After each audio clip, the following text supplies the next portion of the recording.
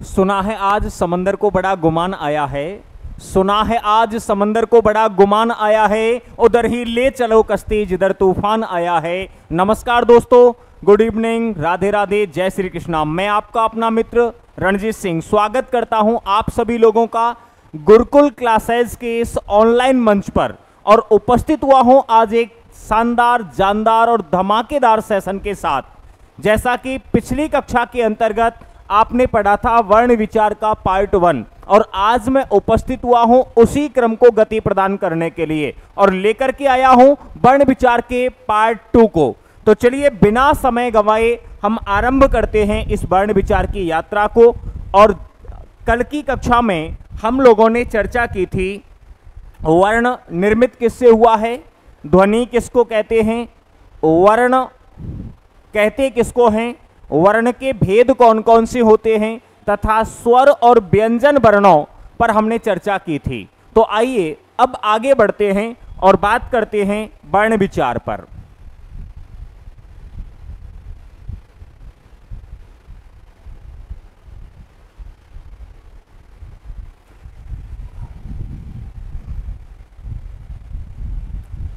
वर्ण विचार के अंतर्गत आज जानेंगे हम स्वर वर्णों को और उनके वर्गीकरण को।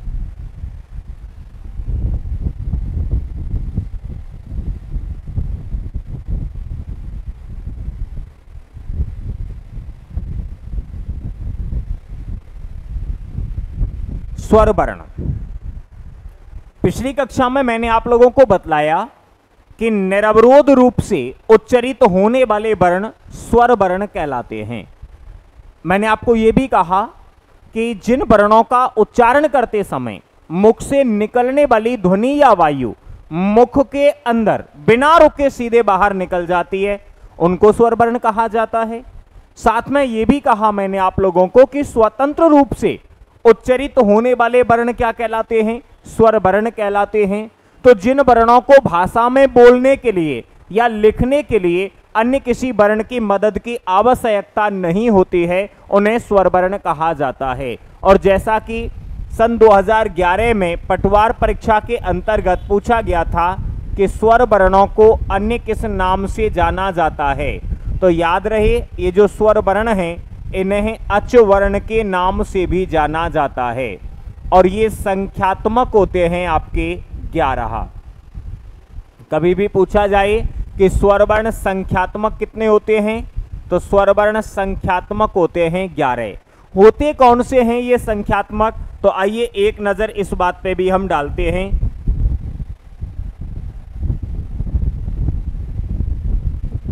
संख्यात्मक जो हैं वो आपके 11 हैं, ए, आ, ए, ओ, ओ,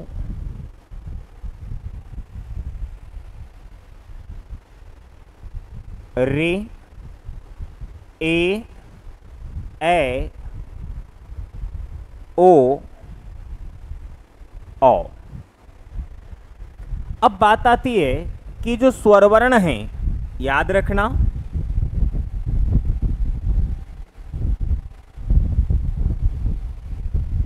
स्वर वर्ण वास्तविकता में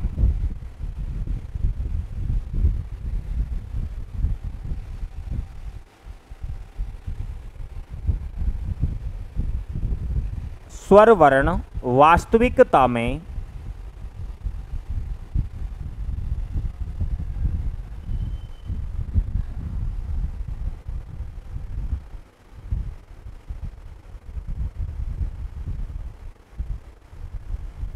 मात्रा चिन्ह होते हैं। स्वर वर्ण वास्तविकता में मात्रा चिन्ह होते हैं, जिनमें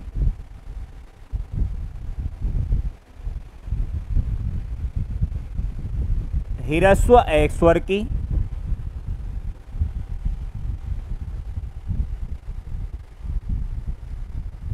कोई मात्रा सम्मिलित नहीं होती है।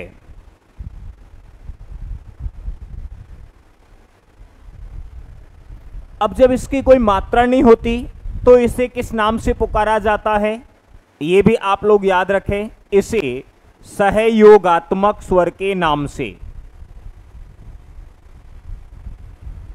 कौन से स्वर को?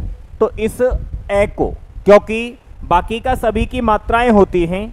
जैसे देखिए दीर्घ आ, ई, दीर्घ ई, ह्रस्व उ, दीर्घ उ, रे, ए, ओ और औ।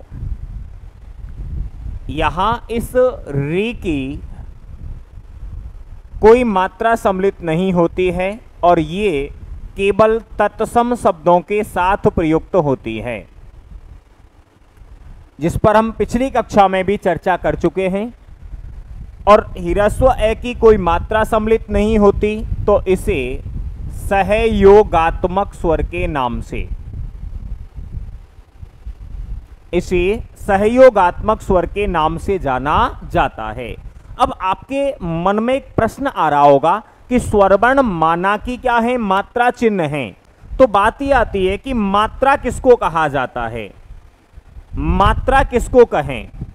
तो मात्रा की परिभाषा को जानने के लिए, जैसे मैं आपके लिए एक शब्द लिख रहा हूं यहां पे रमन, और एक शब्द मैंने लिखा है राधा।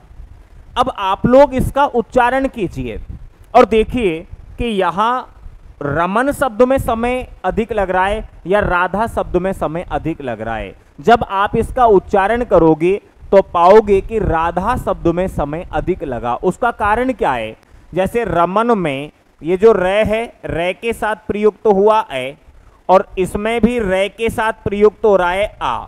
तो यहां पर ध्यान देने की बात यह है कि जो समय लग रहा है वो रे के उच्चारण में नहीं लग रहा, जो समय लग रहा है वो लग रहा है किसके उच्चारण में? इन स्वर वर्णों के उच्चारण में। और आप जानते हो कि इसकी अपेक्षा अधिक समय किस में लगता है? आ में लगता है। तो मैं ये कह सकता हूं एक लाइन में, परिभाषा में,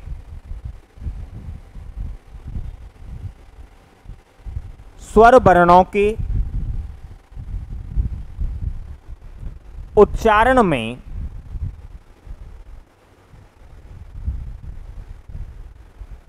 जो समय लगता है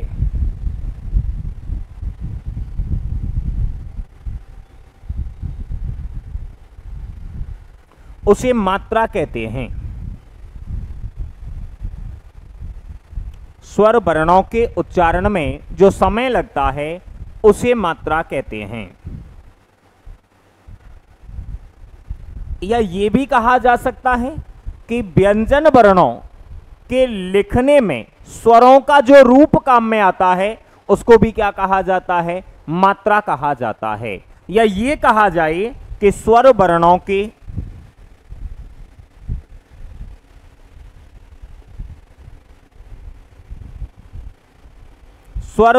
के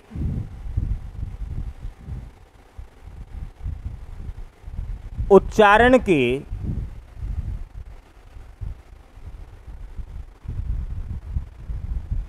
कालमान को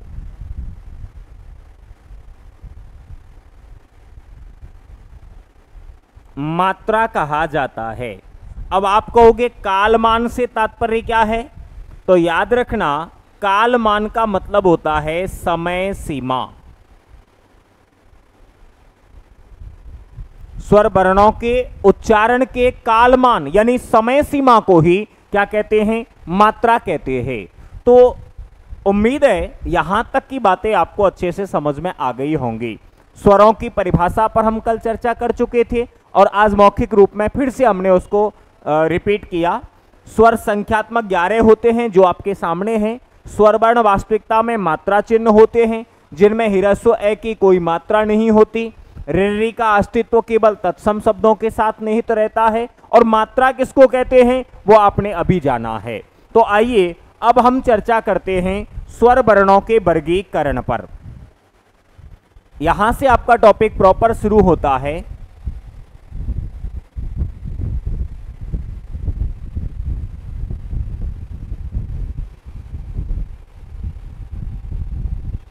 स्वर वर्णों का वर्गीकरण।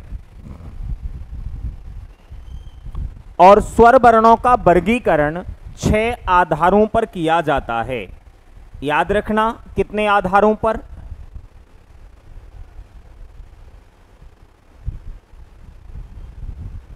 6 आधारों पर किया जाता है। अब ये 6 आधार कौन कौन से हैं? तो नंबर 1 बात आती है उत्पत्ति के आधार पर।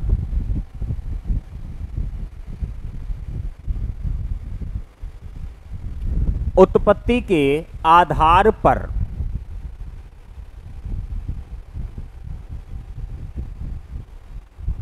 और याद रहे उत्पत्ति के आधार पर जो स्वर वर्ण हैं भेद होते हैं 3। नंबर 1 मूल स्वर,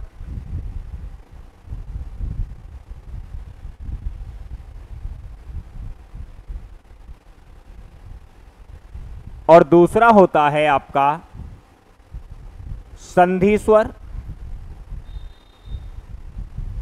और तीसरा होता है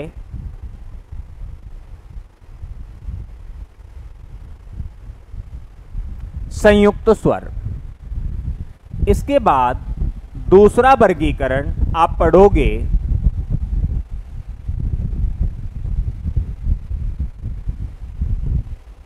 मात्रा उच्चारण के आधार पर।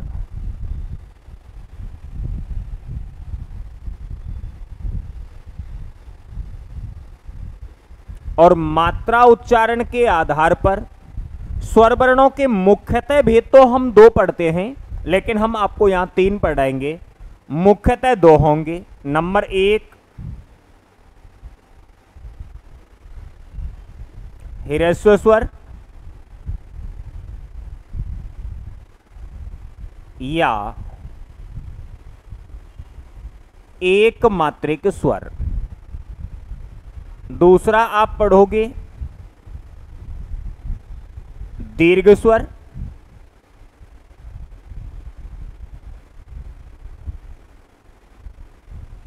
या द्विमात्रिक स्वर, और तीसरा होता है प्लुत स्वर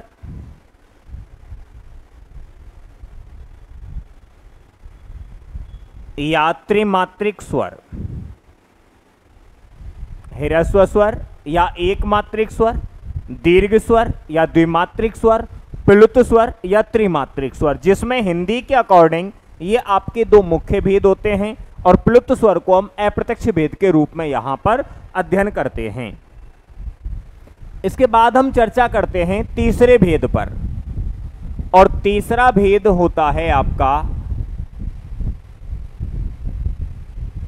जिह्वा के भाग के आधार पर। देखिए जिह्वा के भाग हम 3 करते हैं, एक जो हमारे अग्र दांतों को स्पर्श करता है और एक या कंठ तक जो आता है। तो जो दांतों की तरफ है वो अग्र भाग और जो कंठ की तरफ है वो पश्च भाग। तो बचा कौन सा? मध्य भाग। इसलिए जिह्वा के भाग के आधार पर आपके भेद होते हैं 3। नंबर 1 होता है अग्रस्वर, दूसरा होता है पश्च स्वर, और तीसरा होता है मध्य स्वर। ये होते हैं आपके जिह्वा के भाग के आधार पर। चौथा जो वर्गीकरण हम पढ़ेंगे उसका नाम होगा मुखाकृति के आधार पर।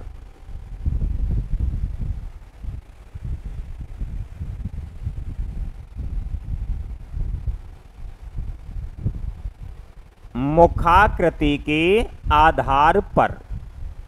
और याद रहे मुखाकृति के आधार पर भेद होते हैं 4।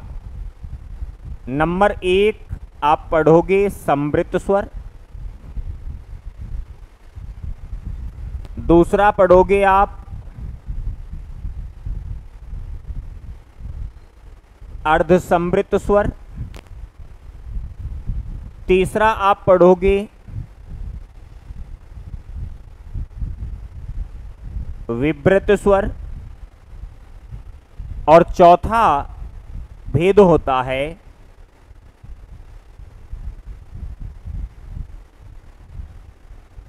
अर्धविव्रत स्वर। ये आप पढ़ते हो मुखाकृति के आधार पर। और अब इसके बाद में नंबर 5, नंबर 5 लेते हैं हम।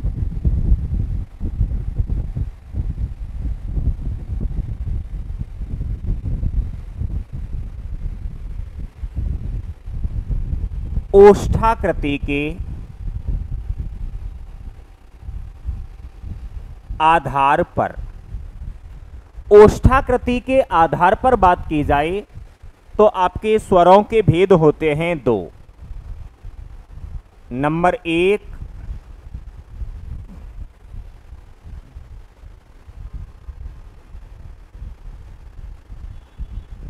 वृत्ताकार स्वर और दूसरा होता है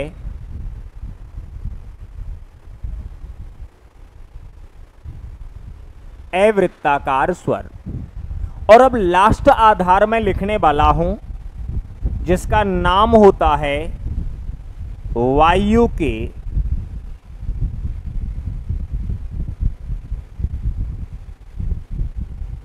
नाक या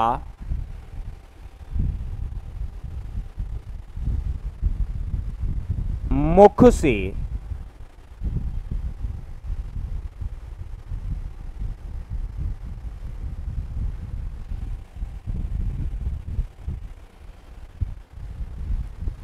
निकलने के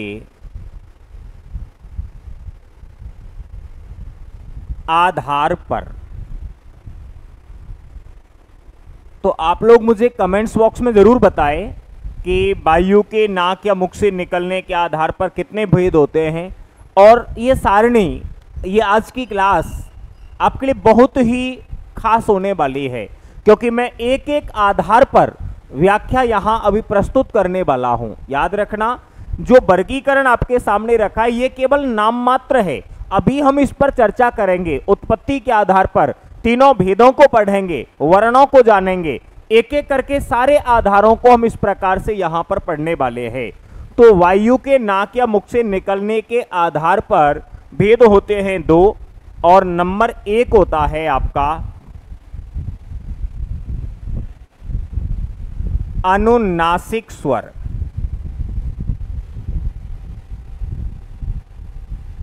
या इसको कहा जाता है सानुनासिक स्वर।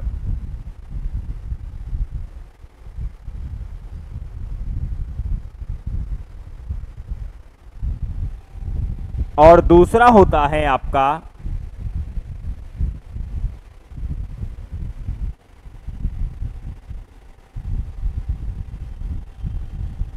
निरनुनासिक स्वर या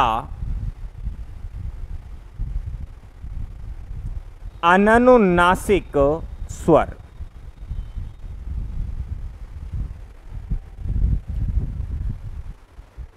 आइए अब चर्चा करते हैं। अभी हमने जाना है सारणी को, और सारणी के अंतर्गत हमने स्वर वर्णों का वर्गीकरण किया।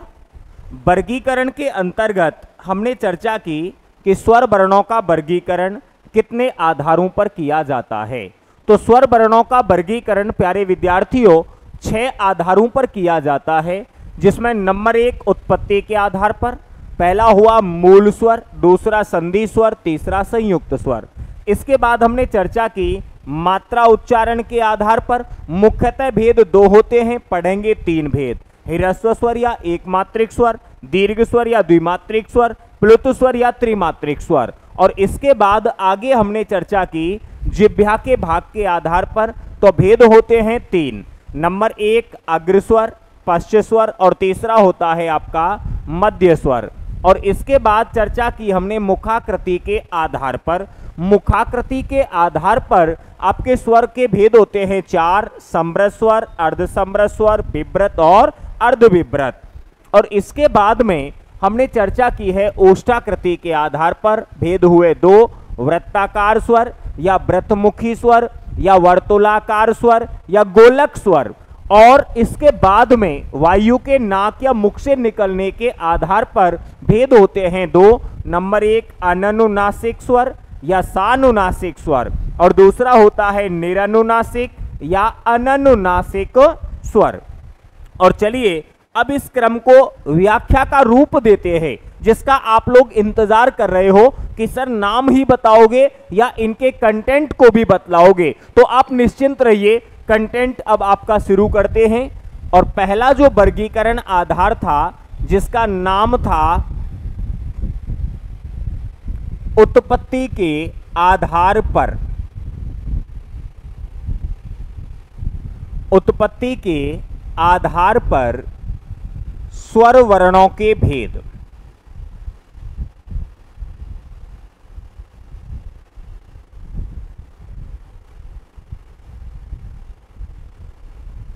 उत्पत्ति के आधार पर स्वर वर्णों के भेद।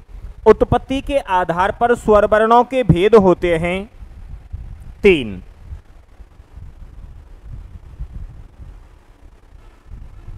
अब ये 3 भेद कौन कौन से हैं, आइए जानते हैं। नंबर 1, पहला भेद कौन सा होगा? तो पहला भेद होता है आपका मूल स्वर।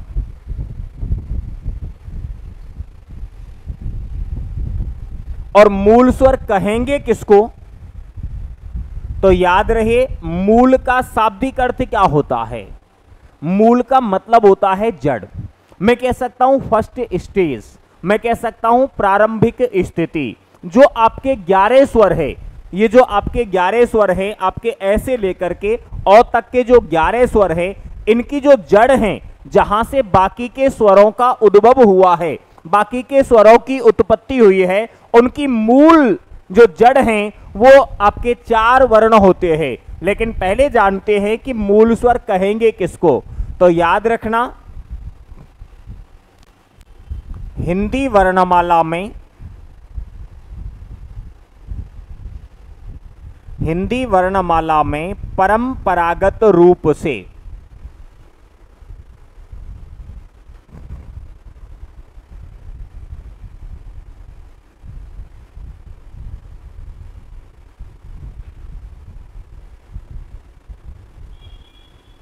प्रयुक्त होने वाले वर्ण ही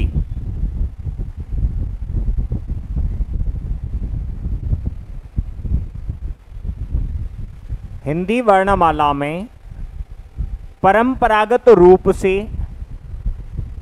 प्रयुक्त होने वाले वर्ण ही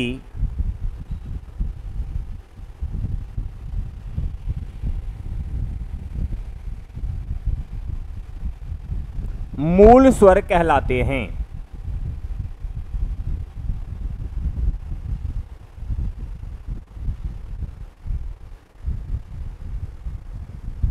अब देखते हैं कि ये मूल स्वर हैं कौन कौन से।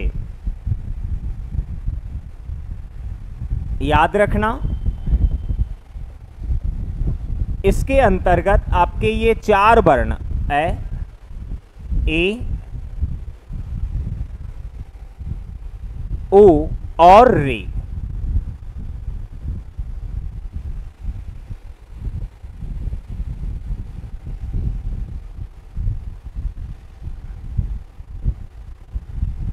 चर्चा कर रहे थे हम मूल स्वरों पर।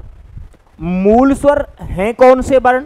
जो हिंदी वर्णमाला में परंपरागत रूप से प्रयुक्त हुए हैं, जो प्राचीन समय से अपने मूल रूप में यथावत, क्योंकि संस्कृत के अच प्रत्याहार से निर्मित है और संस्कृत से ये ज्यों की त्यों कहां प्रयुक्त हो गए? हिंदी वर्णमाला में प्रयुक्त हो गए, परंपराबद्ध रूप से प्रयुक्त हुए, इसलिए इनको क्या कहा गया? मूल स्वर कहा गया। और ये संख्यात्मक होते हैं आपके 4। कौन कौन से होते हैं? तो ये 4 वर्ण आपके सामने हैं, ए, ओ और रे। अब बात आती है कि अपने पास 4 स्वर तो थे ही, बाकी के इन 7 स्वरों की जमात जोड़ने की आवश्यकता क्या थी? तो प्यारे विद्यार्थियों, आवश्यकता ही तो आविष्कार की जननी है। यदि आवश्यकता ना होती तो न तो आप हमें सुन रहे होते, ना हम आपके लिए यहां उपस्थित हो रहे होते। सारा खेल आवश्यकता का है। आपको आवश्यकता है तो हम उपस्थित है, हमें आवश्यकता आपकी है तो हम आपके लिए उपस्थित है। और ऐसे ही आवश्यकता बाकी के स्वरों की हुई, क्योंकि हमें भाषा के शब्दकोश को समृद्ध बनाना था और भाषा के शब्दकोश को समृद्ध शब्दों से बनाया जा सकता है। और शब्दों को लिखने के लिए हमें स्वरों के मात्रात्मक रूप की आवश्यकता थी। और प्यारे लाडलो, आप जानते हो मात्राओं की बात हमने इससे पूछा, भाई मात्रा देगा क्या? बोला अपन तो निर्दलीय उम्मीदवार हैं, अपने पास मात्रा है ही कहां। तो मैंने कहा यार तू सहयोग तो करेगा, निर्दलीय है तो समर्थन तो देगा। बोला पक्का समर्थन रहेगा। ठीक है साहब, इसने तो सहयोग की स्वीकृति हमें दे दी, लेकिन जब इधर इससे मिले तो इसने साफ इनकार कर दिया। इसने कहा अपन रिजर्वेशन कोटा में हैं। और आपको मालूम होगा, यहां पर मैंने आपके सामने बताया भी है, आपको बताया था यहां पर कि ये जो रिरी है इसका अस्तित्व केवल तत्सम शब्दों के साथ निहित होता है, अन्य किसी शब्द के साथ में, चाहे वे तद्भव हैं, चाहे वे देशज हैं, चाहे वे विदेशज हैं, चाहे वे संकर शब्द है, किसी के साथ इसका प्रयोग नहीं होता। तो इसने मात्रा देने के लिए मना किया। ह्रस्व की मात्रा नहीं होती तो दोस्तों मात्राएं दो बची। आप बताइए क्या दो मात्राओं से सारे शब्दों को लिखना संभव था? क्या इस भाषा के शब्दकोश को समृद्ध बनाना संभव था? उम्मीद है कि नहीं था। तब आवश्यकता हुई अन्य स्वरों की। अब क्या किया हमने? हमने इन चार स्वर वर्णों को ही, कौन कौन से? ए ओ रे, जो मूल स्वर है, इनको दो बार जोड़ा। एक बार तो समानता के क्रम में और एक बार असमानता के क्रम में इनको जोड़ा गया। और जोड़ने को कहा जाता है संधि या संयुक्त करना। तो जो दूसरा भेद हुआ, दूसरे भेद का नाम क्या था? दूसरे भेद का नाम होता है संधि स्वर। संधि स्वर।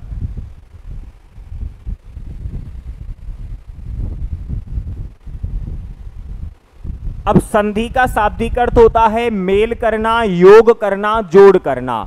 और दोस्तों आप जानते हो कि मेल के लिए, योग के लिए, जोड़ के लिए कम से कम दो वर्णों का होना तो आवश्यक है।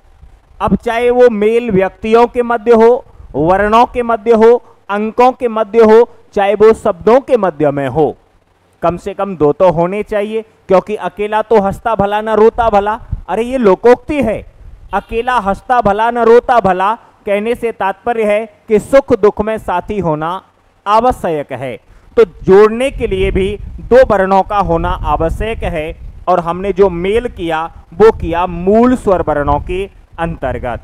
तो याद रखना, इसकी परिभाषा में मैं लिख सकता हूं कि मूल स्वर वर्णों को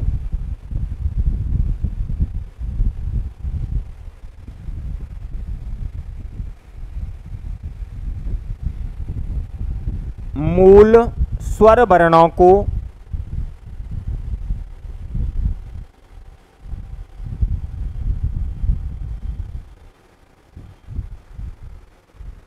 समानता के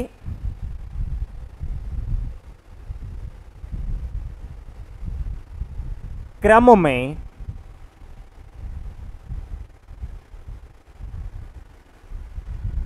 जोड़ने से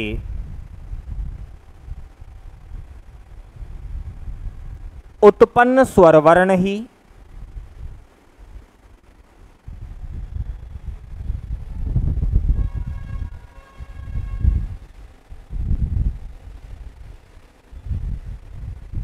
संधि स्वर कहलाए।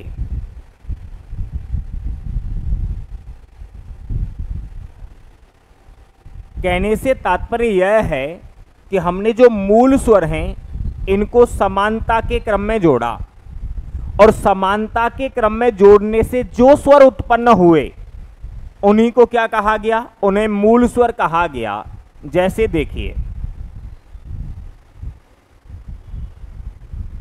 सबसे पहला वर्ण ए, इसको हमने लिया। इस ए के समान इन चारों में कौन सा है? तो आप जानते हो ए के समान कौन सा है? ए ही है। तो ए के साथ किसको जोड़ दिया? ए को जोड़ा। तो आप जानते हो अकय सवर्ण दीर्घ है, तो समान वर्ण जुड़ करके दीर्घ हो जाते हैं। और आप बोलते आए हो छोटा आ प्लस छोटा आ बराबर बड़ा आ, ह्रस्व ए प्लस ह्रस्व ए बराबर दीर्घ ए। तो बेटा यहां ह्रस्व ए प्लस ह्रस्व ए बराबर क्या हो गया, दीर्घ आ हो गया। अब प्यारे लाडलो इधर इसने देखा कि भाई इस ए ने तो अपना परिवार बढ़ाना आरंभ कर दिया, अपने सजातीय को बुला लिया। अब इसका मन ललचाने लगा, तो हमें मालूम हुआ कि ये भी लालची है, तो इसको भी बुला लिया।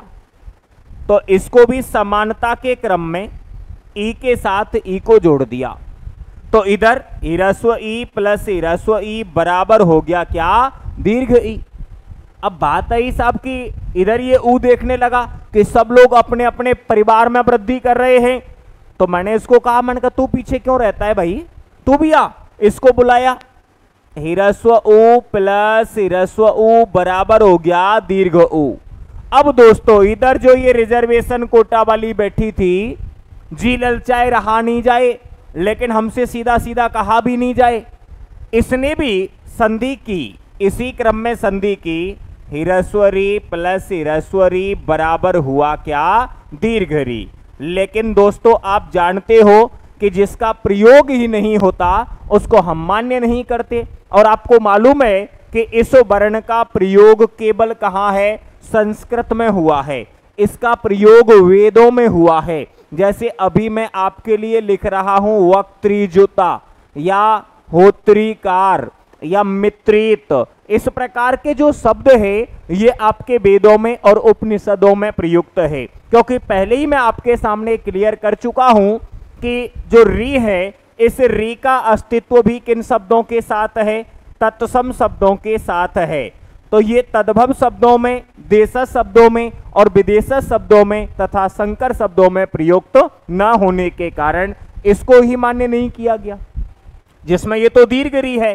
दीर्घ री का प्रयोग महर्षि पतंजलि ने एक ऋ प्रत्याहार के अंतर्गत किया है, बाकी का इसका प्रयोग नगण्य है और हिंदी में तो बिल्कुल भी इसका प्रयोग नहीं होता, और जिसका प्रयोग नहीं होता उसको हम मान्य नहीं करते। तो अब ये जो आपके स्वर बने, ये तीन स्वर इधर जो आपके निर्मित हुए हैं, इनको कहा जाता है संधि स्वर। और याद रहे ये दीर्घ आ ए के सजातीय है, ये ए इसके सजातीय है, ऐसे ही ई इसके सजातीय है और ई इसके सजातीय है। ये आपस में कैसे हो गए, सजातीय भी हो गए। और इधर आप ध्यान दें कि मूल स्वरों को हमने कैसे क्रम में जोड़ा है, समानता के क्रम में जोड़ा। तो समानता के क्रम में जोड़ने के कारण संधि स्वरों को सजातीय स्वर के नाम से भी जाना जाता है। याद रहे किस नाम से, तो सजातीय स्वरों के नाम से भी जाना जाता है। तो दोस्तों मूल स्वरों की संख्या हुई 3, मूल स्वरों की संख्या हुई 3 और मूल स्वरों की संख्या हुई 4 और आपके संधि स्वरों की संख्या हो गई 3। तो 4 और 3 हो गए 7। अभी भी क्योंकि हिंदी वर्णमाला में स्वरों की संख्या कितनी है, 11 है, तो 4 वर्ण अभी भी आपके पेंडिंग हैं। तो चलिए उन्हें भी निकालते हैं। वो 4 वर्ण कहाँ हैं? अपन ने नंबर 1 पे पढ़ा है मूल स्वर को, नंबर 2 पे पढ़ा है संधि स्वर को, और अब चर्चा करेंगे नंबर 3 और तीसरा नंबर आता है आपके संयुक्त स्वर का। संयुक्त का मतलब भी क्या होता है? संयुक्त का अर्थ भी जोड़ना ही होता है, और जोड़ने के लिए कम से कम 2 की आवश्यकता होती है। मैंने पहले भी कहा है और फिर कह रहा हूं, चाहे वर्ण हो, चाहे अंक हो, चाहे शब्द हो, चाहे व्यक्ति हो, वस्तु हो, स्थान हो, जब जोड़ोगे तो कम से कम 2 तो होने चाहिए। अकेला तो हंसता भला ना रोता भला, याद होगा आप लोगों को, क्योंकि सुख और दुख में साथी होना आवश्यक है। तो वैसे ही जोड़ने के लिए 2 अंकीय वर्णों का होना आवश्यक है। तो यहां पर संयुक्त की बात आ रही है, और जोड़ेंगे किसको? मूल स्वरों को। और मूल स्वर आपको मालूम है, मूल स्वर आपके कौन से हैं? ए, ई, ओ, रे, जो अभी हम पढ़ चुके हैं। अब इन मूल स्वरों को एक बार तो हमने समानता के क्रम में जोड़ दिया है, और दोबारा इनको असमानता के क्रम में जोड़ने की पूरी तैयारी है। तो क्या आप लोग मेरे साथ हैं? और साथ हैं तो चलिए अब इनको जोड़ देते हैं। परिभाषात्मक रूप में मैं कह सकता हूं कि मूल स्वर वर्णों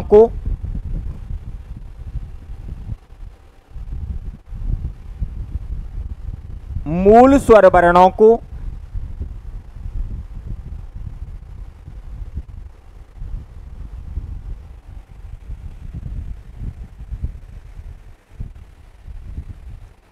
असमानता के क्रम में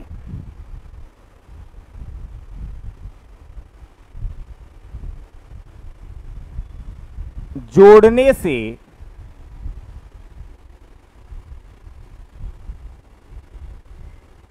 उत्पन्न स्वर वर्ण ही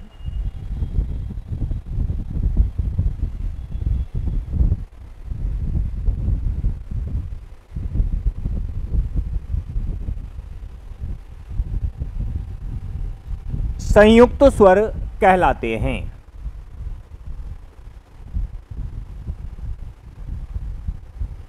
अब देखिए जोड़ें कैसे इनको। असमानता किस क्रम में दर्शाई जाएगी? जैसे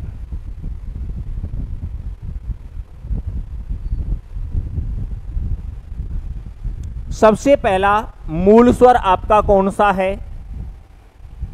ए। अब यहां पर ये 4 वर्ण मैंने लिखे हुए हैं, तो ये ए के असमान कौन सा है? ए के असमान देखिए ई है, तो ए के बाद किसको जोड़ा? ई को जोड़ा।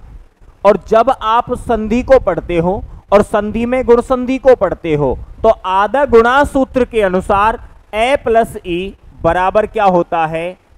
इनके योग से होता है ए। क्या हो जाता है? इनके योग से ए हो जाता है। अब क्रम को आगे बढ़ाते हैं। ए प्लस ओ, क्योंकि ए के बाद ई को जोड़ दिया, अब बारी किसकी आई? ऊ की। तो ए के बाद ऊ को जोड़ा तो आधा गुणा से क्या बन गया? ओ बन गया। तो दोस्तों री को हम मान्य नहीं कर रहे क्योंकि ये अपने को मान्य नहीं कर रही। इसने तो स्पष्ट कह रखा है कि रिजर्वेशन कोटा में जा रही हूं, अपन तो तत्सम शब्दों के साथ प्रयुक्त होंगे, ऐसा इसने कहा, तो इसको हम संधि में काम में नहीं लेते। हालांकि गुण संधि में जब इसको काम में लिया जाता है, गुण संधि का नियम ये कहता है कि ह्रस्व ए या दीर्घ ए के बाद यदि री आती है तो दोनों के मेल से अर हो जाता है। ये इसका विकार रहता है गुण संधि के अंतर्गत, लेकिन अपने को तो वर्ण चाहिए।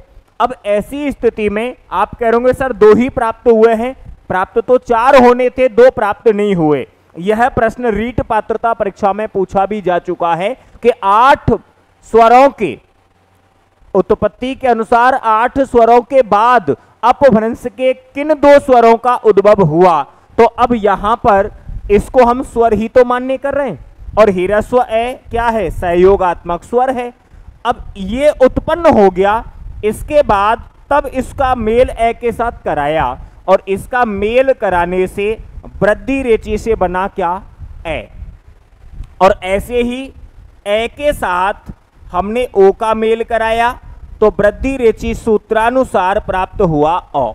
अब ये आपके यहां पर ए और ओ ये तो आपके संयुक्त स्वर है, लेकिन ये अपभ्रंश हैं, याद रखना। लेकिन अब इन चारों को हम किस नाम से जानते हैं? इनको जाना जाता है संयुक्त स्वर के नाम से। तो ये 4 वर्ण आपके क्या हो गए? ये हो गए आपके संयुक्त स्वर। अभी हम चर्चा यहां कर रहे थे संयुक्त स्वर पे, तो एक बात आई कि असमानता के क्रम में, और जब हम पढ़ रहे थे किसको? सजाते संधि स्वर को, तो इसमें एक बात आई समानता के क्रम में। जब हमने मूल स्वरों को समानता के क्रम में जोड़ा तो नाम दिया गया क्या? सजातीय स्वर। और प्यारे दोस्तों, आप लोग इतना तो जानते ही होंगे, और मैं तो अक्सर कहता रहता हूं कि ईश्वर ने दी है बुद्धिमानी, तो कुछ ख्याल करो और जंग ना लग जाए इसमें, इसका इस्तेमाल करो। और अब आप जानते हो कि पहले इस्तेमाल करो फिर विश्वास करो। भाई सीधा सा है कि जब समानता के क्रम में जोड़ा तो नाम दिया सजातीय स्वर, और जब असमानता के क्रम में जोड़ रहे हैं तो नाम अब मुझे देना नहीं होगा। आप लाइव सेशन में होते तो अब तक लिख देते, इतना विश्वास करता हूं आप लोगों पे, पर आपकी वजह से मैं ही लिख देता हूं। चलिए, नाम क्या रहेगा, मैं सुन पा रहा हूं आप लिख रहे हो, आप बोल रहे हो बैठे बैठे। नाम रहेगा इसका विजातीय स्वर। क्या रहेगा? विजातीय स्वर, या मैं कहूंगा इनको संकर स्वर। तो दोस्तों ये आपका पहला आधार था, जिसका नाम होता है क्या? उत्पत्ति के आधार पर, जिसके अंतर्गत हमने भेद पढ़े हैं 3। नंबर 1 मूल स्वर, नंबर 2 संधि स्वर और नंबर 3 है संयुक्त स्वर। तो एक बार अब तक जो हमने पढ़ा उसे मैं रिवाइज करता हूं आप लोगों के लिए। सर्वप्रथम हमने बात की स्वर वर्णों की परिभाषाओं पर, जिसको हम पिछली कक्षा में भी आपको पढ़ा चुके हैं, तो वह हम ज्यादा समय नहीं लेंगे। स्वर क्या है? निरवरोध रूप से उच्चरित होने वाले वर्ण स्वर वर्ण हैं। स्वर वर्णों को अन्य किस नाम से जाना जाता है? अच वर्ण के नाम से जाना जाता है। संख्यात्मक कितने होते हैं? 11 होते हैं। स्वर वर्ण वास्तविकता में क्या होते हैं? तो याद रखना, स्वर वर्ण वास्तविकता में मात्रा चिन्ह होते हैं, जिनमें किस वर्ण की मात्रा नहीं होती है? तो ह्रस्व ए स्वर की कोई मात्रा नहीं होती है। इस ह्रस्व ए को किस नाम से जाना जाता है? सहयोगात्मक स्वर के नाम से जाना जाता है। इसके बाद बात की है मात्रा पर। मात्रा क्या है? स्वरों का वह रूप है जो व्यंजनों को लिखने में काम में लिया जाता है, या स्वर वर्णों के उच्चारण में जो समय लगता है उसको मात्रा कहा जाता है। और यदि एग्जाम में आने लायक परिभाषा आपको नोट कर चुका हूं कि स्वर वर्णों के उच्चारण के कालमान, और कालमान बोले तो कहा जाता है समय सीमा। उच्चारण के स्वर वर्णों के उच्चारण के कालमान को कहा जाता है। तो ऑप्शन में मिलेगा आपके लिए क्या? मात्रा। याद रखना क्या रहेगा ऑप्शन में आपके लिए? मात्रा रहेगा। और इसके बाद हमने चर्चा की नेक्स्ट स्वर वर्णों के वर्गीकरण पर। तो वर्गीकरण कितने आधारों पर किया? 6 आधारों पर किया, जिसमें पहला उत्पत्ति के आधार पर मूल, संधि और संयुक्त स्वर, दूसरा मात्रा उच्चारण के आधार पर ह्रस्व, दीर्घ और प्लुत स्वर, और इसके बाद तीसरा वर्गीकरण आता है जिह्वा के भाग के आधार पर अग्रस्वर, पश्च स्वर और मध्य स्वर, और चौथा हुआ मुखाकृति के आधार पर संवृत, अर्धसंवृत, विव्रत और अर्धविव्रत, और बेटा पांचवा किया हमने ओष्ठाकृति के आधार पर वृत्ताकार स्वर। आगे के नाम मैंने लिखे नहीं हैं, जब पढ़ाऊंगा तो और नाम इसमें सम्मिलित हो जाएंगे। वृत्ताकार स्वर या व्रतमुखी स्वर या वर्तुलाकार स्वर या गोलक स्वर। ऐसे ही अवृत्ताकार स्वर को कहेंगे अवृतमुखी स्वर या अवर्तुलाकार स्वर या अ गोलक स्वर। और वायु के नाक या मुख से निकलने के आधार पर 2 भेद हुए, अनुनासिक या सानुनासिक और निरनुनासिक या अननुनासिक स्वर। और इसके बाद में आगे हम बढ़े तो बात आई कंटेंट की। ये तो भेद वर्गीकरण का केवल नामोल्लेख था, नामों का उल्लेख किया था आपके लिए, और अब बात आई है यहां पर भेद वर्गीकरण की। तो मूल स्वर किसको कहा? हिंदी वर्णमाला में परंपरागत रूप से प्रयुक्त होने वाले वर्ण कहलाए मूल स्वर। संख्यात्मक हुए 4, और जब मूल स्वरों को समानता के क्रम में जोड़ा तो उनसे जो स्वर उत्पन्न हुए वो थे आ, ई, उ, जिनको कहा गया संधि स्वर या सजातीय स्वर। और इसके बाद में हमने आगे चर्चा की संयुक्त स्वर या विजातीय स्वर पर। तो मूल स्वरों को असमानता के क्रम में जोड़ने से उत्पन्न होने वाले स्वर क्या कहलाए हैं? संयुक्त स्वर या विजातीय स्वर कहलाते हैं। ये हुए आपके 4, ए, ओ, औ। और अब इसके बाद में हम चर्चा करेंगे नेक्स्ट आधार मात्रा उच्चारण के आधार पर, जिह्वा के भाग के आधार पर, मुखाकृति के आधार पर। जिस तरह से आपके लिए दोनों पार्ट में मैंने एक एक बात को बारीकी से आपके सामने रखा है, उसी प्रकार से मैं हर पार्ट में, हर टॉपिक में, हर सूक्ष्म से सूक्ष्म बात को भी आपके लिए निकालने के लिए तैयार रहूंगा। लेकिन उसके लिए आपका दायित्व बनता है, आपका लाड, प्यार, दुलार इस चैनल के लिए और इस कक्षा के लिए प्राप्त होता है। तो मैं पर डे आपके सामने एक नई वीडियो के साथ और आगे लाइव सेशन के साथ भी मैं आपके साथ आता रहूंगा। लाइव सेशन निर्भर करेगा आप लोगों के स्नेह पर। यदि आप इन वीडियो पर मुझे कमेंट्स के माध्यम से, लाइक शेयर के माध्यम से अपना स्नेह आशीर्वाद देते हो तो मैं बहुत जल्द आपके सामने लाइव एमसीक्यू की क्लासें लेकर के उपस्थित हो जाऊंगा। तो दोस्तों, आगे की चर्चाएं करने का मन तो बहुत है, लेकिन इस ऑनलाइन मंच पर समय की नजाकत को समझना होता है। तो इस समय की नजाकत को ध्यान में रखते हुए अब समय आ गया है मेरी वाणी को विराम देने का और आप लोगों से विदा लेने का। बने रहिएगा आप अपने जाने पहचाने गुरुकुल क्लासेस इस ऑनलाइन मंच पर। मैं फिर मिलूंगा नेक्स्ट एपिसोड में, same time same video next part के साथ। नमस्कार, जय हिंद, जय भारत।